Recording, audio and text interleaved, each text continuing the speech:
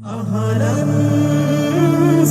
بالله من الشيطان الرجيم بسم الله الرحمن الرحيم يا أيها الذين آمنوا كتب عليكم الصيام كما كتب على الذين من قبلكم لعلكم تتقون হে ঈমানদারগণ, তোমাদের উপর সিয়াম ফরজ করা হয়েছে যেমনইভাবে ফরজ করা হয়েছে তোমাদের পূর্ববর্তীদের উপর, যাতে করে তোমরা তাকওয়া অর্জন করতে পারো। প্রিয় ছাত্র সমাজ, দেশে এবং প্রবাসে অবস্থানরত ভাই ও বোনেরা, আসসালামু আলাইকুম রহমতুল্লাহি ওয়া বারাকাতুহু। অপরন্ত রহমত, বরকত ও নাজাতের বার্তা নিয়ে আমাদের মাঝে সমাগত হয়েছে পবিত্র মাহে রমাদান। আহলান সাহলান মাহে রমাদান। এ মাসে প্রত্যেক মুমিনের হৃদয়ে বয়ে যায় আধ্যাত্মিকতা ও শান্তির জান্নাতি পরশ।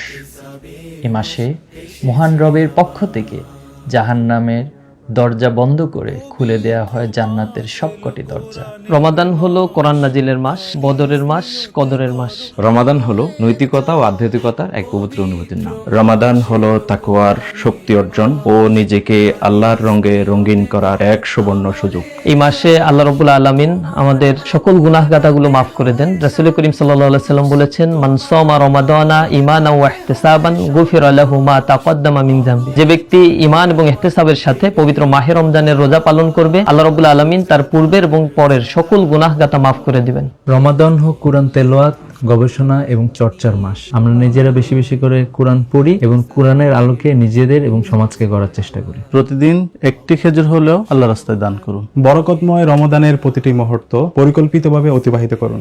আসুন রমাদানের শিক্ষাকে কাজে লাগিয়ে নিজের জীবনে তাকওয়া গড়ে তুলি, ব্যক্তির পাশাপাশি পরিবার, সমাজ, রাষ্ট্রে তাকওয়ার সুন্দর পরিবেশ গড়ে তুলি। এবারের রমাদান হোক আমাদের জীবনের শ্রেষ্ঠ রমাদান। আমিন। আসসালামু আলাইকুম রহমতুল্লাহি ওয়া বারাকাতুহু।